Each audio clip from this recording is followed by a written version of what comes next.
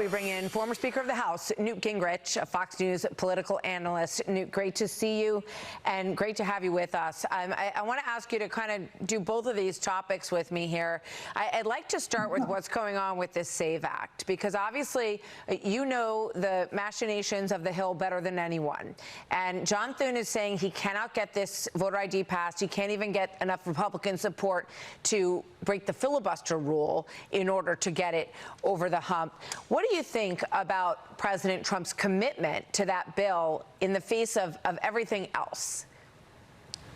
Well, first of all, something like 80% of the American people want to make sure that only Americans vote in our election. That's right. It's about a 5-to-1 majority.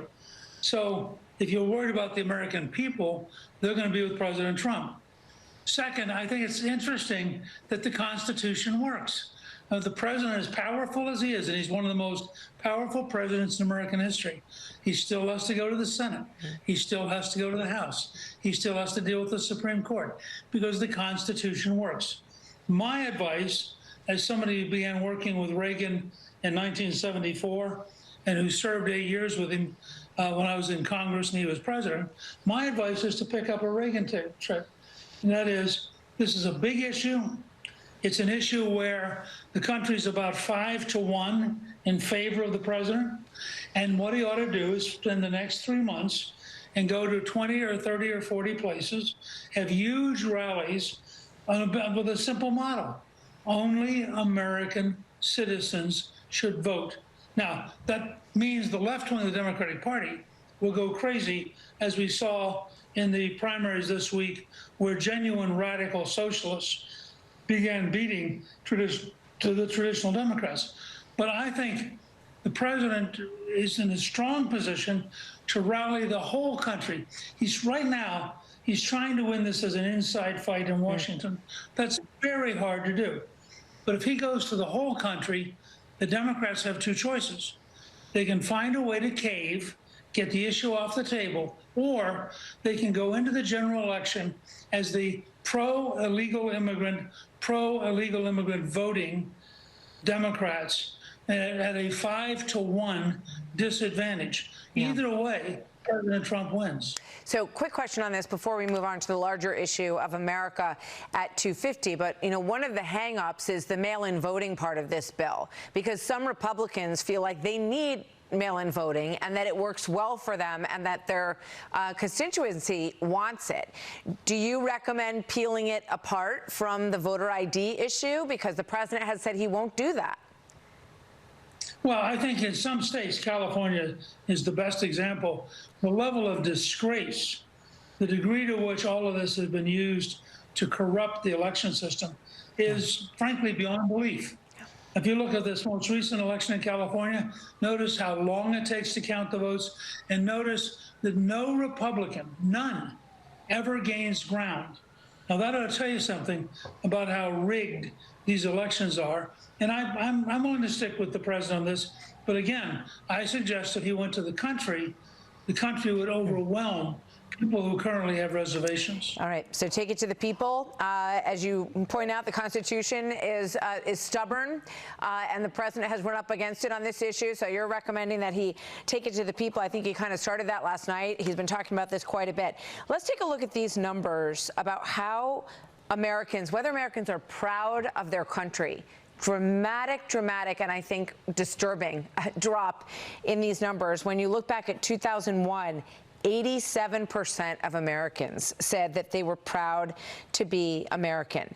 The latest polling is a Fox News poll. 47% say that they are not proud to be Americans. What goes through your head when you see these numbers and we are at this sort of like precious preservation of our country at 250 years, Newt? Look, we've had 40 or 50 years of really left-wing, anti-American educational propaganda, brainwashing young people. It's not a great shock to me. I mean, how do you end up with three hardline, unbelievably left-wing and frankly crazy people winning primaries last night or the day before yesterday in New York? That's because thousands and thousands of young people have been told only negative things about America. Now, the fact is, this is the freest country in history.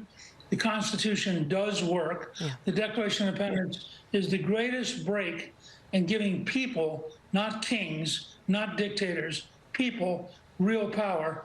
And we have to be more militant. And frankly, we're going to just have to overhaul all of the major institutions of education because all of them are deeply anti-American. Yeah. I mean, you can't blame people for things that they never learned, you know, that they have not, the public school system has failed so dramatically in this regard in terms of, you know, laying out all sides of this equation. Europeans love America, though, Newt. Take a look at these folks at the World Cup soccer. Watch. Said howdy. Howdy. Brilliant, this. Brilliant. Lovely. I go back home today, sadly. I really don't want to leave. First up was the lemonade, which was very nice, and now the milkshake. Oh my days. Free refills. They have the craziest thing here in America. So it's blazing hot outside. But look at this. I'm going to step into this establishment, and it's chilly. It's hot outside, but when you step in, it's like a winter's day. Air conditioning, free coffee refills, all kinds of stuff that they are just loving about America. I love this one guy that I saw, Newt, who said, you know, this is the America that we were told about back home when we were children. And then we were told that we were going to be, you know, ICE agents would be storming the streets when we got here, and it's just not what we saw. Well, it's really interesting. America has outgrown Europe by about 50% over the last 2 decades. The fact is, we're wealthier. We have more opportunities. We have more entrepreneurs. We have more interesting things. You know, it's a remarkable story, and it's part of the 250th birthday that liberating people, allowing them to go out as entrepreneurs, to have big ideas, to work their hearts out, does work. Yeah. Well, I'll just close with this. 7% of active voters in New York voted for these 3 Democratic Socialist individuals, and now they've got seats in the United States House Congress. That's what happens in a primary, in a blue space and low turnout. Newt, thank you so much. Happy 250 to you. It's great to see you, as always. Thank you. Thank you. So we have some breaking